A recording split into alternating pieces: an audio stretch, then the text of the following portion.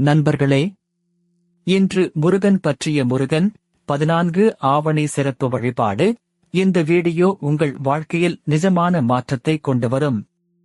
பலர் முருகன் அருளை பெற விரும்புகிறார்கள், ஆனால் சரியான வழிபாட்டு முறை தெரியாமல் கவலைப்படுகிறார்கள். இன்று அந்த குழப்பம் நீங்கும். பழங்கால தமிழ்நாட்டு கோவில்களில் முருகன் பக்தர்கள் கடைபிடித்து ஒரு மறைபொருள் இருக்கிறது. அது வெறும் சடங்கு அல்ல, உங்கள் மனம், உடல், குடும்பம் அனைத்துக்கும் நேரடி தொடர்பு உடையது. மதுரை மீனாட்சி அம்மன், பழனி, திருச்செந்தூர், சிதம்பரம் போன்ற புனித திருத்தலங்களில் இன்றும் அதே முறை பின்பற்றப்படுகிறது. அந்த மரபை புரிந்து கொண்டு செய்தால் பலன் தவிர்க்க முடியாது. முதல் படி, காலை 5 முதல் 6 மணிக்குள் குளித்து தூய ஆடை அணிந்து மனதை அமைதிப்படுத்துங்கள். முருகன் திருநாமத்தை மனதில் வைத்து 11 முறை சொல்லுங்கள். இரண்டாவது படி, விளக்கு ஏற்றி புத்தம்புதிய மலர்கள், தேங்காய் அல்லது பழம் படைத்து வழிபடுங்கள். பக்தியும் நேர்மையும் தான் முக்கியம், விலையுயர்ந்த பொருட்கள் அல்ல. மூன்றாவது படி, முருகன் 14 ஆவணி சிறப்பு வழிபாடு தொடர்பான குறிப்பிட்ட மந்திரத்தை தினமும் 27, 54 அல்லது 108 முறை சொல்லுங்கள். 21 நாட்கள் தொடர்ந்து செய்தால் மன தெளிவு கிடைக்கும். நான்காவது படி, வெள்ளிக்கிழமை அல்லது சிறப்பு நாட்களில் உபவாசம் விருப்பமானது, ஆனால் சாத்விக உணவு, பொய்யற்ற வார்த்தைகள், கோபமின்மை ஆகியவை மிக முக்கியம். முருகன் அருள் கூச்சமுள்ளவர்களுக்கும் நிச்சயமாக கிடைக்கும். ஐந்தாவது படி, ஏழைகளுக்கு அன்னதானம், முதியோருக்கு உதவி, கோவிலுக்கு தன்னார்வ சேவை. இது பரிகாரத்தை பல மடங்கு அதிகரிக்கும். எதிர்பார்ப்பின்றி கொடுங்கள். ஆராய்ச்சியாளர்கள் சொல்வது, தினமும் 5 நிமிட பக்தி ஒலி கேட்பது மூளையை அமைதிப்படுத்துகிறது. மன அழுத்தம், தூக்கமின்மை, குடும்ப பிரச்சனைகள் படிப்படியாக குறையும். உண்மை கதை, சேலத்தில் ஒரு குடும்பம் பல ஆண்டுகள் கஷ்டப்பட்டது. முருகன் விரதமும் நேர்மையான பூஜையும் தொடங்கினார்கள்.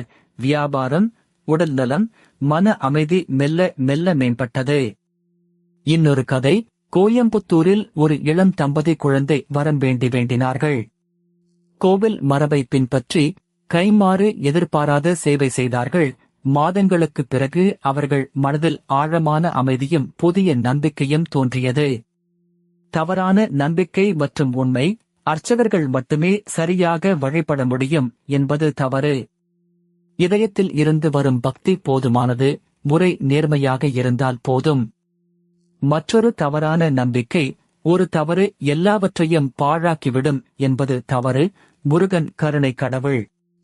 தாழ்மையுடன் மீண்டும் தொடங்குங்கள், அருள் தொடரும். இன்றைய செயல் திட்டம், இன்று இரவு தூக்கத்துக்கு முன் 5 நிமிடம் முருகன் திருநாமம். நாளை காலை விளக்கு ஏற்றுங்கள். இந்த வாரம் ஒரு கோவில் வருகை அல்லது வீட்டு பூஜை அறை சுத்தம்.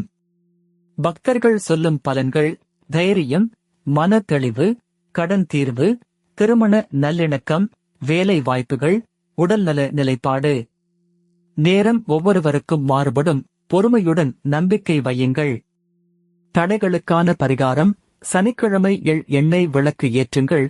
அம்மன் அல்லது முருகன் கோவிலில் கருப்பு வஸ்திரம் படையுங்கள். 108 முறை வேகத்தை விட கவனத்துடன் உச்சரியுங்கள். குடும்பத்தில் குழந்தைகள், எளிய சுலோகங்கள் கற்றுக் கொடுங்கள். திருவிழா நாட்களில் அழைத்து செல்லுங்கள். மதிப்புகள் அடுத்த தலைமுறைக்கு சென்றடையும். கலாச்சாரம் வீட்டு பழக்கத்தில்தான் உயிர் வாழ்கிறது. அலுவலகத்தில் பணிபுரிவோருக்கு 2 நிமிட இடைவேளை பிரார்த்தனையும் பலன் தரும். முருகன் நேரத்தை அல்ல, நோக்கத்தை பார்க்கிறார். நண்பர்களே, முருகன் 14 ஆவணி சிறப்பு வழிபாடு. இது வெறும் கோட்பாடு அல்ல, நாள்தோறும் செய்ய வேண்டிய பயிற்சி. சிறிதாக தொடங்குங்கள், 21 நாட்கள் தொடர்ச்சியாக செய்யுங்கள். ஆலய மணி சேனலில் சந்தா செய்யுங்கள். தினமும் கோவில் ஞானம், பரிகாரம், தல புராணம் வருகிறது. மணி சின்னம் அழுத்துங்கள், எந்த வீடியோவும் தவறாமல் காணலாம்.